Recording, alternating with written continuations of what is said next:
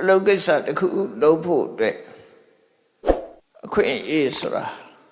ရှိတယ်အခွင့်အရေးမရှိရင်အလုပ်ကိစ္စလုပ်လို့အလုပ်မဖြစ်ဘူးပေါ့နော်အဲ့တော့အခွင့်အရေးဆိုတာဓမ္မအရေးကြီးတယ်အခွင့်အရေးရှိတုန်းအလုပ်လုပ်မှအလုပ်ကိစ္စအောင်မြင်နိုင်တယ်တမန်အဖြစ်တော့အများကထင်နေကြတယ်ဘယ်ချိန်လို့ဖြစ်တယ်လို့ထင်ဘယ်ကိစ္စပဲဖြစ်ဖြစ်ဘယ်ချိန်လို့ဖြစ်တယ်လို့ထင်နေကြတယ်တကယ်အလုပ်ကိစ္စလို့ပြောရလောက်အောင်ကြည့်ကြတဲ့အလုပ်ကိစ္စမျိုးတွေကြတော့အခွင့်အရေးရှိမှသာလုပ်လို့ရတာဖြစ်တယ်အခွင့်အရေးမပေးဘူးဆိုလို့ရှိရင်ကိုလုပ်ချင်နိုင်လို့မရဘူးဆိုတာထင်ရှားတယ်ပေါ့အဲ့ဒါတတိထားကြတစ်ခုပေါ့ဒါကြောင့်မို့တတိပေးကြတယ်အခွင့်အရေးကိုလက်မလွတ်စေနဲ့အခွင့်ကောင်းဆိုတာခဏခဏမလာဘူးတခါတည်းမှအခွင့်ကောင်းဆိုတာကြုံတယ်လို့ပြောကြအဲ့ဒါပဲကိစ္စမှာမဆိုတေချာစဉ်းစားကြည့်ရင်အဲ့တိုင်းပဲဒါမို့အခွင့်အရေးနဲ့အလုပ်ကိစ္စ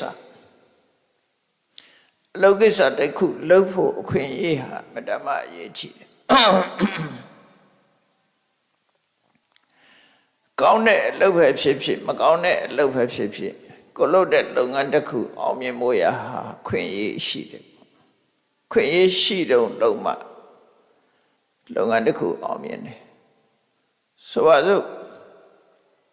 ပညာသင်တယ်ဆိုပါစို့ပညာသင်တဲ့အခါမှာမျက်စိမှုံမှနားလေးမှအသက်အရွယ်ကြီးမှပညာသင်မယ်ဆိုရင်ဒီပညာသင်ရင်အလုပ်ဟာအောင်မြင်ဖို့သိမလွယ်တော့ခွင့်ရည်တွေကုန်သွားပြီလေစီးပွားရှာတယ်ဆိုတာလည်းပဲထို့တူပဲစီးပွားရှာလို့မရတဲ့အချိန်ခါမျိုးမှာစီးပွားရှာခြင်းမအောင်မြင်နိုင်ဘူးစီးပွားရှာဖို့အခွင့်ကောင်းတွေရှိနေတဲ့အချိန်ပဲစင်ပေါ်စီးပွားရှာရတာဖြစ်တယ်အခွင့်အရေးဆုံးရှုံးပြီးတဲ့နောက်မှာ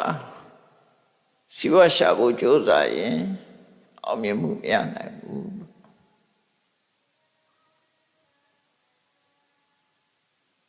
တရားအထုတ်ထသိပဲနဲ့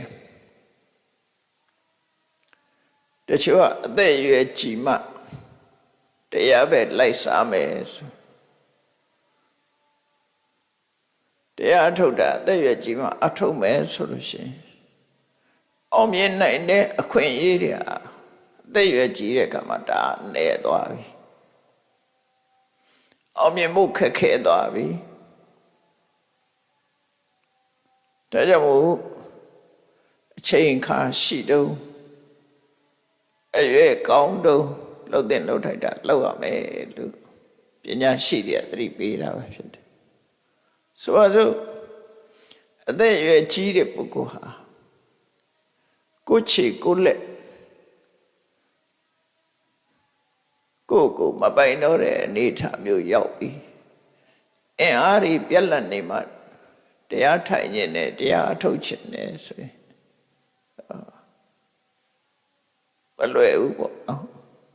ခွေးကြီးဆုံးရှုံးသွားတယ်ပေါ့ငယ်တုန်းကကြိုးစားမယ်ဆိုရင်အများကြီးရနိုင်တယ်အဲ့တော့ဒါနဲ့ပတ်သက်ပြီးတော့စဉ်းစားဉာဏ်ရှိတဲ့ပုဂ္ဂိုလ်တွေကတော့ငယ်တုန်းရွယ်တုန်းမှာစီးပွားရှာတယ်ငယ်တုန်းရွယ်တုန်းမှာပဲတရားရှာကြတယ်